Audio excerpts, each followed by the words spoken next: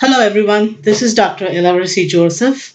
I'm a neurobiologist, but I'm also passionate about science outreach to school age children and general public who are curious to know what's going on in the research laboratories in the universities.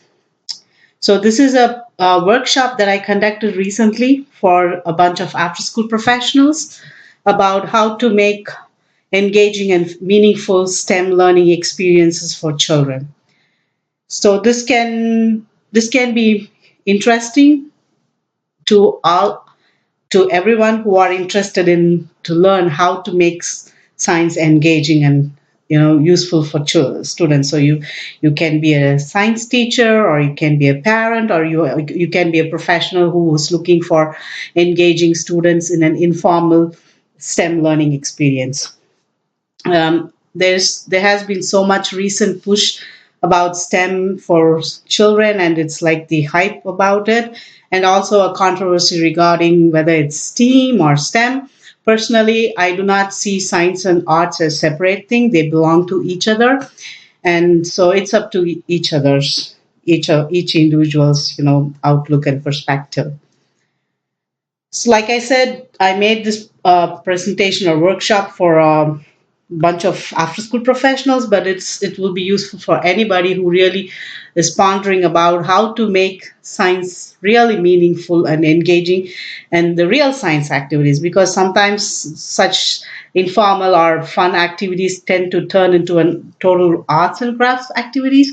But this is about how to make it really impactful so that the students really end up getting more curious and interested and will pursue science in a lifelong fashion and choose a career in that. So that's the aim of that. If you want to know a little bit background why I ended up into this, because I was, as a scientist, I was interested in this science outreach, and I was looking for, like I did various school visits, and then it was like cramming up into your already busy school day. And the teachers are stressed. They try to find the time because they want their students to have that experience, but they have all the other workload. So I ended up as volunteering as an AmeriCorps STEM Vista for a nonprofit in New York that is trying to provide high quality, accessible after school programs. So meanwhile, I also took the Dimension of Success Observer certification from the Harvard Medical School, the Peer Institute. So that's the short story behind this. If you are wondering why a neurobiologist is making a presentation about engaging students for STEM, so just to give you a story background. So what do I mean by this title? Let's make some Nobel laureates.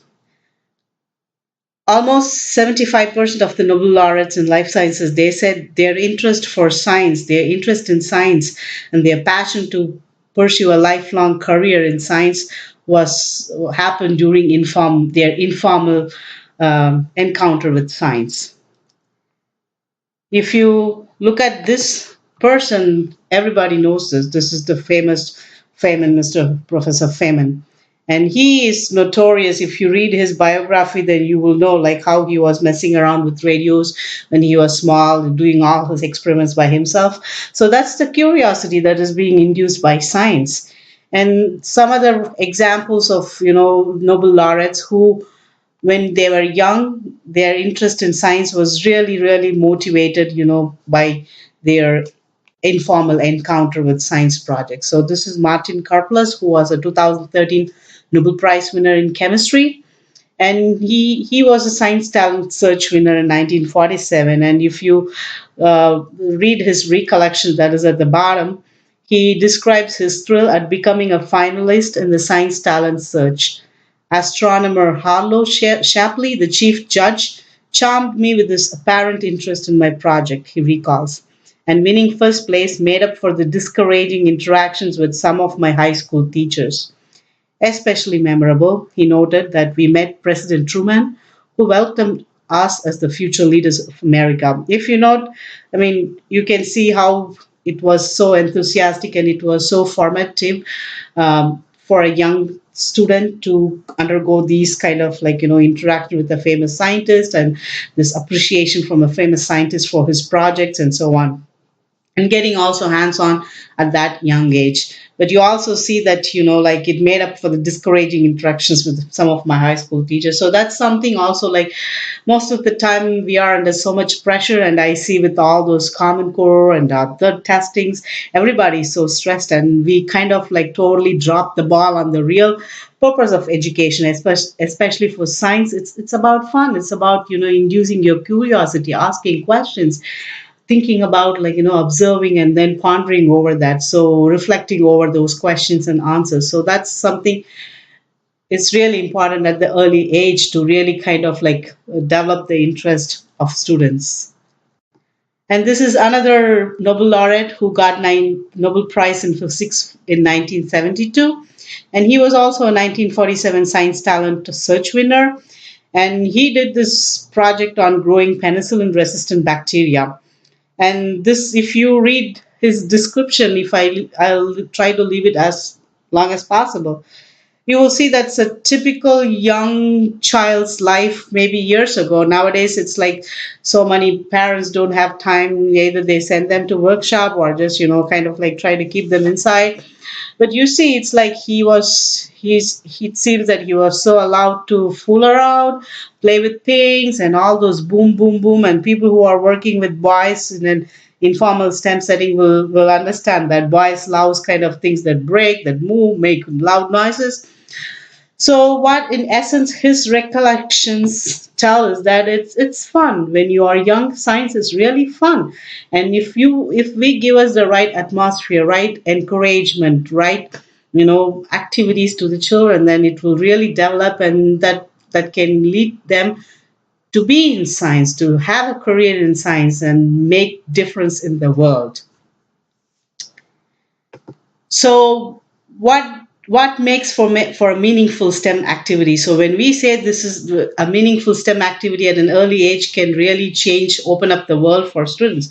So how, as a facilitator, as a science teacher, as a parent, as a after school professional or a STEM workshop person, how can we make this happen? So what is a meaningful STEM activity? So that's when um, the dimension of success, it's one of the tools. There are a lot of scales and tools. New York State has its own, like what is good STEM kind of like scales and criterias to assess on. I'm presenting it because I took this and I like it as a research scientist. I kind of find it looks at all of the things, and it's also a tool which kind of like, it's observation tool. It doesn't it it doesn't kind of like look at you as a teacher or a professional and tell you, oh, you're not doing this. No, it just says, oh, you did this, this can be improved, this can be improved. So it's a very nice tool for that. So that's why I'm present based on this presentation is kind of like based on that criterias and dimensions. So I'm not um, I'm no way kind of like selling their tool, and I'm not even sure that I'm supposed to talk about that, but since it's fascinating, I'm sharing with you all. So it's done by the program in education, after school and resiliency, called the PAIR program, and it's a joint collaboration with the Harvard Medical School. The tool kind of like looks at the 12 dimensions of success, so which are kind of like categorized into four sections.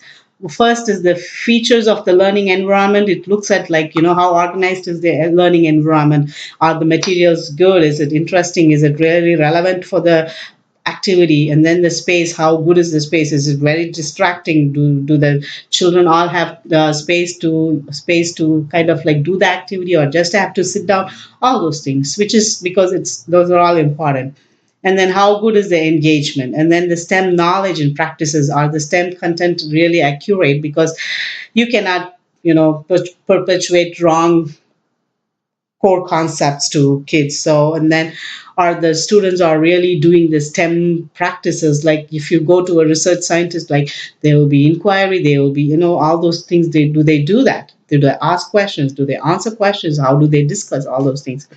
And the fourth component, which is also very important, is the youth development in STEM. Like how good is the relationships? Because most of the time, in my humble observation and humble opinion, a lot of things that take into, oh, we have to improve the school district, or we have to improve the school, we have to get STEM into this, we have to make this, do this. But then we focus on all this, like, scales and tests and things, but we kind of totally drop the ball on relationships. But for a young child, developing child, relationship is very important. The trust, that kind of, like, positive relationship with whoever is teaching, whether it's a science teacher or an after school professional or a parent or anybody else who's coming into that child, has to have that positive relationship. Once there's a positive relationship, anything you teach is can be absorbed by that child. So this tool looks at it, which I really like, and it also looks at the relevance, like, that's something also, as a scientist, as a person from very different backgrounds, I do feel passionate about. You cannot go to a child or go to a person who's struggling, who's from a poor neighborhood, and who's, like, every day to day, the clean water or good food, nutritious food, and good environment, like, no pollution, everything. You cannot go to them and say, yes, you can go to them and say, oh, let's go to Mars, let's do the space program. It's exciting, of course, all human beings are curious, but then you cannot just kind of hope them or expect them to have a prolonged interest in the project, because that is not of relevant to their life. There, for them, they want clean drinking water. You have to show how to get clean drinking water, how to make sure their environment is pollution free, there's no noise pollution, there's no air pollution, how to get them good access to nutrition, and how to get good health, and how to maintain their good health. All those things are very important to them. So when we do science, this is very important, to really put the relevance of what we are trying to do to people's life. Once you have that, then the passion will automatically develop. I don't know if you ask most of the scientists, they will have a personal reason why they are doing that. Many of the people who do cancer research will tell you that so and so in their family or relatives got stuck with cancer, and that's why they are very passionate about it. And there are many kids who do their start asking their questions early on, looking at things which are relevant to them, and they want to find solution for that problem. So that's relevance is very important when it comes to STEM, learning STEM. And youth wise, you have to give them a voice, you have to give them space and time and space to let their opinions come out, so that they feel that they own that, they are the leader, they have this responsibility, and they have this platform to raise their voice and or to voice their uh, idea. So that's very important. So as you can see, I'm very passionate about the last column. So this were the 12 dimensions, and like I said, it was an observation tool, and fortunately I got to visit few of the after school programs to observe that, and I learned a lot. It was being an academic research scientist who always worked in the lab. This was very fascinating for me, and it was a very learning and wonderful experience for me, and I'm really thankful for that. And I hope I can share these ideas with you, and some of you might find it useful and apply it. That would be great for me. So the first, like I already kind of like explained to you, the learning environment, it says like, are the materials prepared or ready? And this is important. As a scientist, I can tell you this is very important, because as a scientist, I already, like, if I have a question, I want to address that question. So I kind of like look at what technique would be the best. That's like, months before I look at all the relevant research and look at what techniques are there. And then you get all the tools ready. But the day before doing an experiment, I have to go through my protocol. I have to see whether I have all the materials ready. I have everything ready. Do I need to borrow something? Do I have to, block my instrument so that at the last minute, 10 people wants to use the instrument? And if I have to make some stock solutions, make it stock solutions. So everything I need to plan already. And that is like not only to get and such as STEM, informal STEM for children running smoothly, because you have maximum 30 minutes or 40 minutes, you want everything be organized. But it also has implications in, as a scientist, organization is very important for a scientist to do research. So that neatly ties up into that. Is time allocated well, between, you introduce the concept to the children to tell them what to do, and then let them do, so everybody tries it, and then time to discuss with them, so that kind of time transition and everything is being allocated. That's is it being done? Is there a backup plan? Of course, life is not like everything goes wonderful, so if something goes wrong, do you have a backup plan? And materials, are the materials appropriate? Is it age appropriate? You cannot go very hi-fi thing to a child in a first grade or something, and they might be fascinated, but it won't be able that much useful. At the end, they will feel frustrated because they couldn't do that, but it's not appropriate for them. That's why they couldn't do that. It's not because they are not good. And is appropriate for the intended learning goal? Was it appropriate for the project that you wanted to teach them? And is it appealing? Like, kids have to love it. That's the point with that. But I also observed in my visits with the after school program, which most fascinating is the making this gooey, glowy jelly thingy. It's very appealing. Kids love it. They go around squeaking and happy and showing to everybody. But then it also ends up as, arts and craft activity, because it's so hard to get those squealing, happy, excited children back to the science and get them talk about polymers and how polymerization happens, those chemical reactions. It's very hard. That's the nature of that. So you have to, that comes back to the organization, where you have to plan, like, okay, so if kids are going to get excited, how am I going to keep the flow? Let them have fun, but I also have to teach them the scientific concept. So it takes a little bit planning, a little bit rearranging from the point of the instructor or the facilitator of such activity. The last is the space utilization. It might not sound important, but sometimes it's like, if you are doing an activity where there are a lot of distractions, and the kids are going to be distracted, of course. They will be looking at, like, kids are kids, so they will be looking at it, and that's not going to help you. And also, there's sufficient space for the activity. Like, are the kids able to watch it? Are the kids have enough space to do the activity? And the space being used formally or informally, it might sound very trivial, but it is not, because how we use the space kind of like sets the tone for the relationships. Also, if you want everybody to sit tight with your hands folded and say yes sir, yeah, no sir, it's not going to be. So they have to feel relaxed, they have to feel curious, but it also should not be so distracting. So engaging students, it's about student participation.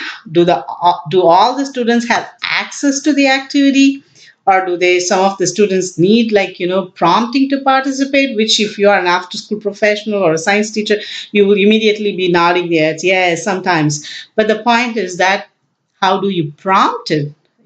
How do you prompt it? It's like you have to prompt it by saying that, oh my God, look at this. Can we do this? Can we do that? Instead of saying, oh my, you have to do that now. Why you are not doing that? Look at that. Others are doing that. You are not interested. No, not like that. You have to use a positive way of prompting them, just kind of like stoke their curiosity to get them into participating that.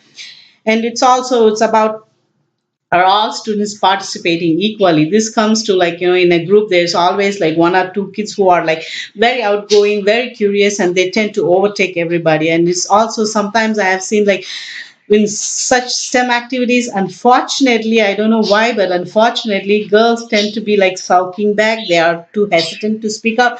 Boys will be, if it is robotics or anything, it will be more. The boys will be like blah, blah, blah, blah, blah, but the girls will be like, tend to be hesitant. So as an instructor, as a facilitator, you have to look at them and let them speak, like positively encourage them, positively make them participate, so that if you divide them as a group, just make sure all the kids are having equal participation and access. So those small things do matter a lot in the long run, especially with all the problems we are having in the diversity and so on. It's very important. It's very, very important. So, like if it's a kid, if you have a group where you have few kids that are like, their parents take them everywhere, parents show them science things, and maybe there are kids who didn't have that and they'll be more hesitant. So you have to have that relationship to understand where they are coming from. So you use the positive way to kind of like make them slowly, gently guide them towards getting into the activity. Purposeful activities, like, is everything that you do is really leading you to fulfill that learning goal. Like I said, when you do this, gooey stuff, it's about learning, it's about chemical reactions, students learning how it's, polymers are made and everything. So if you, every step that you do, you have to do it in a way that it leads to that learning goal. So otherwise, like I said, it'll end up, kids will be happy, they will be having the glue, stuff at the end, but it will be just an arts and craft activity. Of course, they would have been using their hands, but they will not learn the scientific concept behind it, and that's not what we want. And hands-on engagement, is the activity very hands-on, like, like the students get to do something, because science is about as exciting as you can get your hands on. Sitting and learning in classroom is not fun. They have to have enough opportunities to put their hands on and do it and see how it works and what is happening. And the same thing, while they are doing it hands on, then do they also think about it? Do they, think about the concepts behind it and how it's working, why it's working? And then thirdly, who is doing the cognitive work? Is the instructor or the facilitator is the one like blah, blah, blah, blah, blah, everything they tell that, or the students are gently encouraged to think also? So those are important things to keep an eye on. So during my workshop, I made my workshop attendees do a hands-on activities, so they can practice these things. And I used, since I'm a neurobiologist, I asked them to build a neuron model. And this is, I also wanted to do it because it's a very simple, but most of the people, like, the science teachers I met and some of the after school professionals, when you say brain sciences, neurosciences, they kind of like, oh my God, it's too much, it's too big. They look, their eyes get wide because they are so fascinated by that, but they are also afraid because they think they might not know enough about it. But it's nothing. You just choose a small piece, do a little bit work, and you can really make it fascinating and exciting thing. So this activity is a great activity to kind of like, it'll be hands-on. You build a neuron model and you also learn about it function, and one of the basic tenets in biology, like, form and function. Like if you see the structure of a neuron, it depicts it the structure of the neuron dictates the function of the neuron. Like that's how in biology, like, if you look at the structure, you can predict its function, and the function, it kind of like is dictated, it's built so that its function can be fulfilled effectively, and that's true for a neuron. So what this is so easy, you can just can say, there's a cell body, there's an axon, and then where the place the axon and the other cell body of the other neuron meets is a synapse, and that's how they communicate. And for that, all we need is some pipe cleaners. I had a full pipe cleaner, cut half pipe cleaner, and few beads. And then you just is like, this is a very ugly neuron that I made. I'm not very artistic. So, but if some of the activities I did with kids, school kids, they get, you just show the picture to them and show it to them, and their brains go like crazy. They come up with so many beautiful things. So, but this is a very nice new thing. So they get excited. They will, they can use one color for cell body, one color for all the dendrites, one long separate color for axon, and then at the end they can do that. And while building it, this is a great opportunity for them to appreciate the structure, to think about, like, how things work and how it can function. And during this workshop, I also made the facilitators understand how they can, like, practice the skills to how to gently guide the students, because you give a pipe cleaner and a bunch of beads to kids, guess what they will be doing? like I said, their imagination is boundless. They will end up with making bracelets. They will end up doing this. They will end up doing that. So it's a way to for you to kind of like guide them step by step to make a neuron, and while making the neuron, they can think about this, how this structure help in the function and so on. And if you have enough time, then you can also introduce the kids that there are different types of neurons in the brain, and and it's all classified based on their dendritic shape, and they can do more of those models. They can try to make models of these different neurons and then kind of like appreciate it. And that's another level of knowledge that they are learning. It's not just one type of neuron in the brain, and depending, these different types of neurons are all in different regions of the brain, and they do with each different shape, then they do a very specialized function. They are in this shape because of the function they do, the way how they communicate, the connections they make. It all depends on that. So this is a great lesson. This is a great way to introduce them to them. And then if you want to really kind of like, you see your children are learning and they are fascinated, interested, then you can continue it on the same day or in the next way, next session of the thing. You can take them on a field trip, or you can sit and ask them to think about like various shapes and structures that they have seen in nature that was similar to the different neurons. If you look around, nature is very good in using the same. It uses one shape and architecture, it's wonderful, then it can reuse it again and again, and you will see that different shapes in nature, that just like neurons. And also, it's a great way to ask the kids to think about like on various biological structures that they know, and then how their structure is so intimately tied with their function, how that structure is built so that the function can be done efficiently. So those are the ways that you can really, you don't need expensive things, you don't need expensive knowledge, you just have to do that.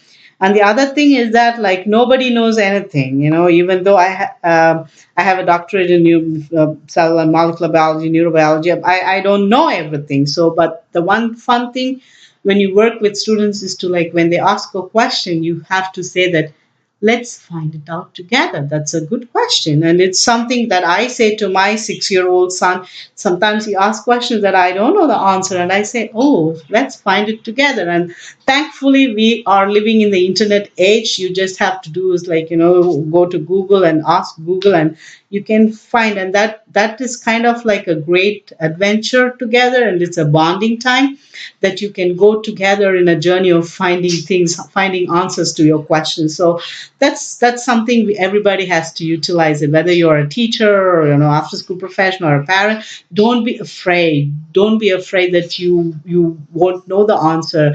Actually, it's a boon that you don't know the answer. Then you can look at the children and say, that's a great question, I don't know the answer, let's find it together. That's like a magic will happen. So next one is the learning STEM content and practices. And content learning, this is something I'm a little bit very, very stringent about. It's okay. You don't have, like I said, you don't have to know everything, but you have to make sure that you're not giving the wrong information out, because wrong things tend to build on to that.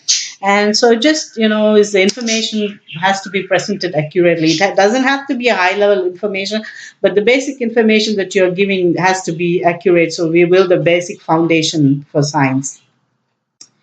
And the other thing is also like, when you're talking about is connections being made between different STEM concepts. Okay. Like we talked about the neuron, like, the shape, the structure, the function, and how, all those things are connected, and you just try to connect them. This is like this because it's like that. So it's not just like this. So every concept, you just make the connections between them to make them think about it. And to do the students really understand what they are learning, like, or just like, if just because you are standing there and telling that they are parroting it back, or do they really kind of like think about it and understand that? And inquiry, are the students are really like, STEM practices, are they using this inquiry based learning method? And then do they use those practices superficially or really meaningfully, like like understand that, like ask a question, find an answer, make a hypothesis, find something, the data that is supporting that, and then or reject it. So all those things, do they do that? Do they think about it, reflection, or are you prompting, like once you do that, are you prompting the students to think about, reflect about what they have learned, the STEM concepts, the relevance and everything? And how involved are your students? They are really, like very fascinated by that, and they are reflecting about it. And how in depth is their reflection? I mean, we are not talking about like them to be immediately talking like scientists, but given the concept, that the STEM concept that you presented, how good they are thinking about it. And so you can find it out. So those are the things that you have to really actively push them towards. So I made again an activity which was really a fascinating, interesting activity. It's about ocean pollution and its effect on aquatic animals. I think this is like from kindergarten to grade 3. Students can do that. So again, this is a very inexpensive activity, and you can really do that. And it's a great way for, like students brainstorm different sources of pollution, and then they also like kind of like talk about the ecosystem. So when they talk about ocean, they talk about the animals that live in. So they talk about the ecosystems, and then they talk about the pollution and what are the sources. And they kind of like, with this activity, they learn how these pollution are going to affect the different animals living in the ocean. So it gives them kind of like the broad concept, and then the connections between the concept, and then the relevance, how it is relevant, how it's going to affect. So this is a great activity. So the learning goals and objectives for this, for students from this activity, is that the students will be able to see how firsthand how all the animals, the animals in different in the ocean ecosystem is affected by the pollution that we create, and that how those pollutants spread into the whole ocean. And there's something that to say, oh, pollution is affecting oceans, but when they do it in hand and they see it through their eyes, that how this is spreading and how it can affect the animals, it really leaves a very deep impact. And let me tell you, the after school professionals who did this, they were really like, they just were stunned, and they cannot like, it affects you because you see it right there, and you understand the depth of those the consequences and depth of that pollution. So and then at the end of this activity, you can also, like when you make the students reflect about it, you also ask them like how can they do that and why should they do that. So it gives them like a whys and the way to reflect it, and it gives them a positive affirmation that they have the power to be a change, to bring about change in their society and environment. So once again, this activity just uses very simple ingredients that's in your, in your garbage and in your kitchen cabinet. So I just use this see-through water bottles that, you discard, take the labels, and I use the blue food color, and then you put it in the water, and that's your ocean water. So the bottle with the blue color water is going to be our ocean. And I again made another bottle with water that's like red and green color with some yucky cereals crushed into. That's my polluted water. And then I use the sesame oil or any dark oil, if you have that, you can use it for oil pollutant.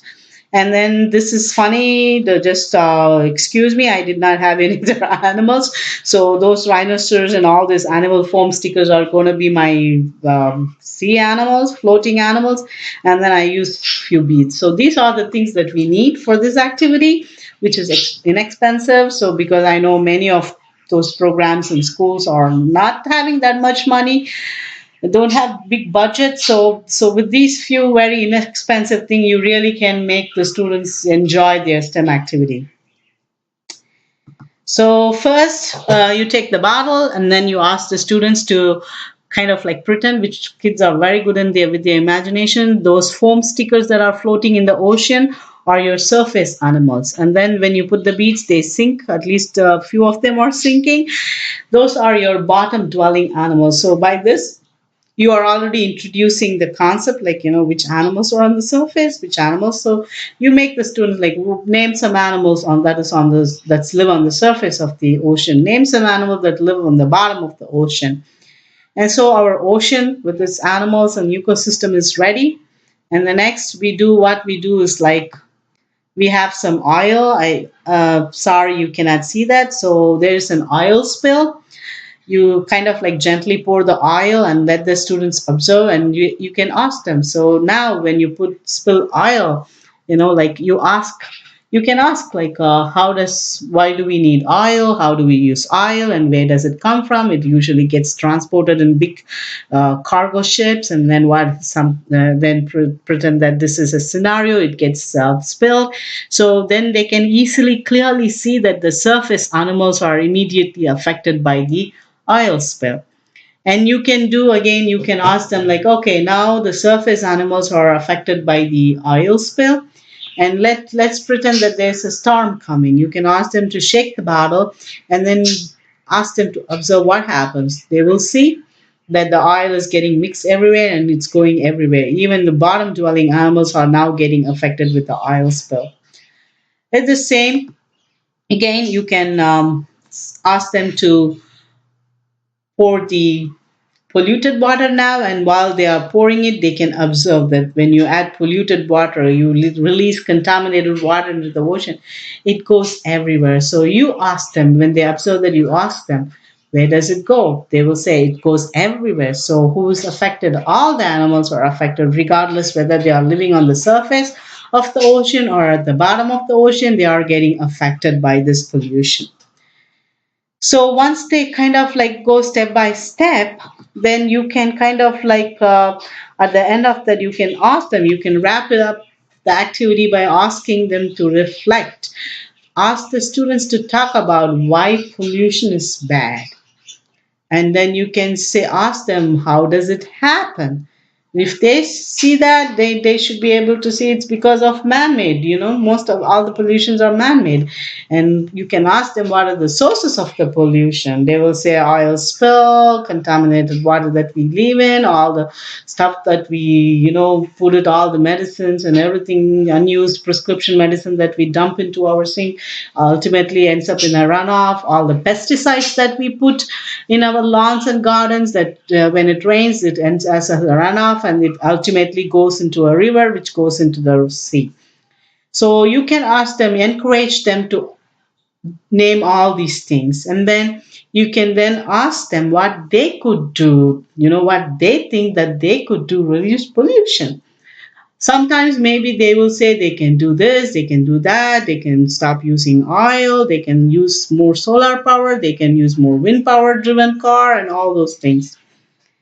But it's very important at this point to also reinforce to the student, to let them know that even just talking about what they learned that day during this activity and sharing what they saw in the demonstration with their parents, with their friends and extended family, can make a big difference. Spreading of knowledge is very different. And when kids do this, when they learn something and they go and tell their parents, oh, please don't throw this, don't put too much pesticides, all those things, that kind of empowers them, and that kind of makes a difference, big difference. And that will also make the students that, yes, I can make a difference just by telling even my family that what I learned is, it makes a big difference. So that's a great way to give the youth their voice, the platform that they make a difference. So, and learning about this is really important. So you, with this activity, you can tie the concepts, you can have hands-on, you can make them think, and you can also give them like, relevance to everyday life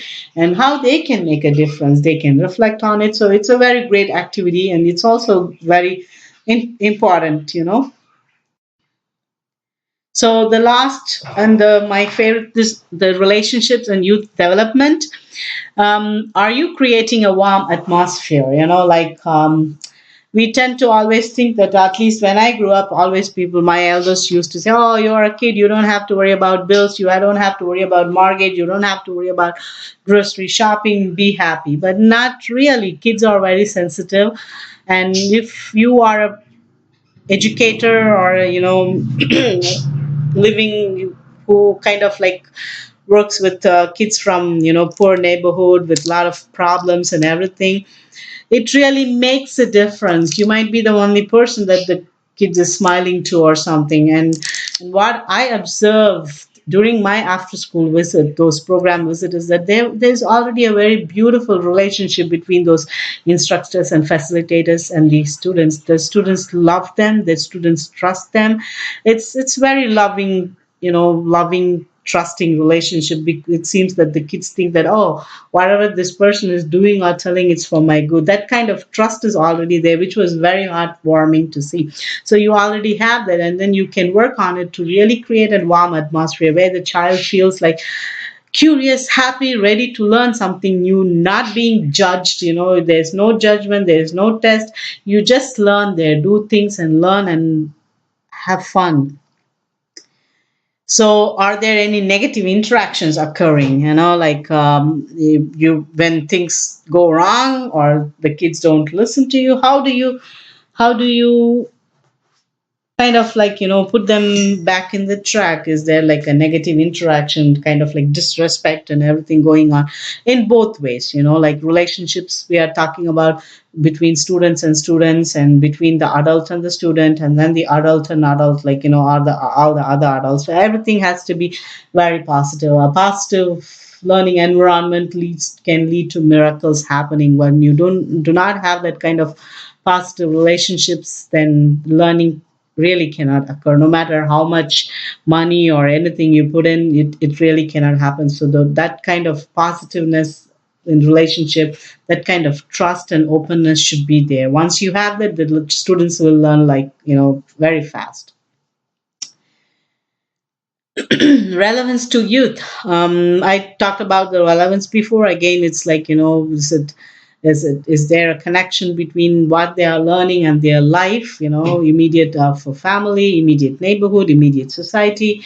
Like I said, we are living in a totally hyper connected world. If anything happens in one corner of the world, we know that immediately. So those things kind of like, so we do have this kind of feeling of connected to the whole world, but still, like whatever they are learning, do they think that it's, yes, it's very important to me. Like if we go to the students and in Flint, Michigan, and do kind of like how to test water quality, how to do how to all those pollutants affect brain and everything, that's very relevant for them because they are living that.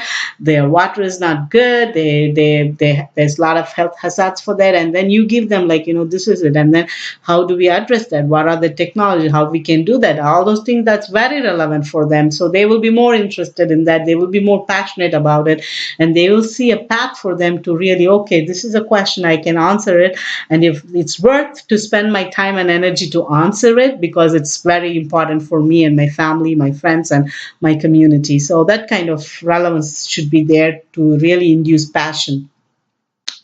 Are students involved in a discussion relating to STEM, to their lives? Like in the ocean pollution, like it's very relevant for us. Like the ocean, you get pollution and then you eat fish. If you eat fish, it comes from the polluted water, then it's going to affect you. So not only the climate change and everything, it also affects your quality of life. If you are somebody who loves the ocean to go to the beach, then if it's polluted, you cannot. And if you see all those birds and everything getting affected, and you love birds and everything, watch bird watching, it's affecting. And it's not only that, like it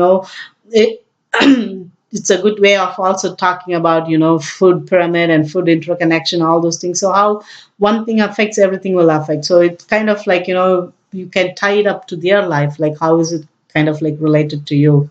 Okay, ocean is getting polluted, but why should I bother about it? Because if you eat a polluted food, then you're going to get sick. Those kind of things you can try to discuss with them. Youth wise, do you consider youth input? Like if anybody talks about, do you, during the activity, do you really kind of like give importance? If a youth has an input or ideas or some reflection, do you give them the time? Do you really let them talk out? It's not like 2 seconds and you get impatient and cut them off. No, you just let them talk. And also like do you really make sure that everybody talks? Sometimes like I said, girls kind of like hesitant, and some It's the way we are conditioned as a society. When you do things like that, I have seen some of the facilitators just look at boys and answer questions, and boys tend to be boisterous, they raise calm, they talk. So you have to make sure, consciously make an effort to give voice to the youth, let them tell their input, give them, you ask question and give 2 seconds for them to collect their thoughts, and then let them really finish the sentence, not cut them off. So do youth take ownership, for all their inputs and ideas and their, things that they say? Do they take the ownership? They feel that they own this idea, that is that? And that also connects to that, like when I said, if you tell them that what they learn, and they just going home and telling it to them, to their family and friends, and immediate neighbors or relatives, it makes a big difference. That's something that they own, that they learned it, that knowledge, they are spreading it to people. So those are the things that we have to put them, highlight to the students. And as a facilitator or an educator or an instructor, you have to keep in mind and make conscious effort to make sure that you do that. So I kind of like asked workshop participants kind of like discuss about it, how this organization was, how this participation, how content learning, inquiry, reflection, relationship in that workshop, how it happened, did they feel the good, and how they can take that and how make it better for their students when they do their activities. And last but not least, the most important thing is to foster natural curiosity of kids. Whatever we do, it has to go with the flow, not against the flow. Kids are curious by nature. Kids are watching ants while adults are stepping on them. This is a quote from Jim Ron. That's it. We walk and things. There are things we take for granted because we are so busy in our materialistic life. But kids are very curious. They observe things that we don't observe. They think differently. They think about things that we don't tend to look at in that perspective. So it's really good to foster their natural curiosity. They are all born scientists. It's us who kind of chop that off from them, unfortunately.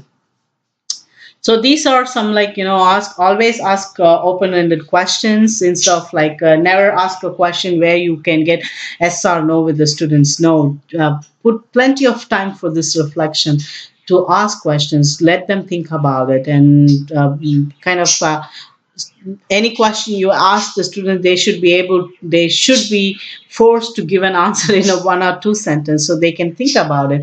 And this is very important because one of the important thing in science is communication, how peer-to-peer communication, how to take criticism, how to review others' work, how to communicate, how to share ideas, how to validate your peers' ideas. All those things are also important scientific practices, and asking open-ended questions will really give the students a chance to kind of build that skills from an early age on. And last, you have to encourage critical thinking and creativity. Let them be creative, let them think critical, let them ask questions. Thank you for watching this presentation, and I hope that you enjoyed it and find it useful. Whether you are an educator or a parent looking to bring meaningful science to your children, I sincerely hope you can find some useful tips and information from this presentation. Like I mentioned, I'm a certified DOS observer, and my certificate is valid till 2018. So if any of you out there are an educator, science teacher, or after school professional, you want me to visit your program and give you feedback, that I can do that. I'll be very happy to do that. And again, this is I'm also in this website, Patreon, and if you liked my presentation, if you want to become my patron, so I can keep making such presentation and share information, please do so. And once again, thanks for watching this, and hope to meet you all in the future again.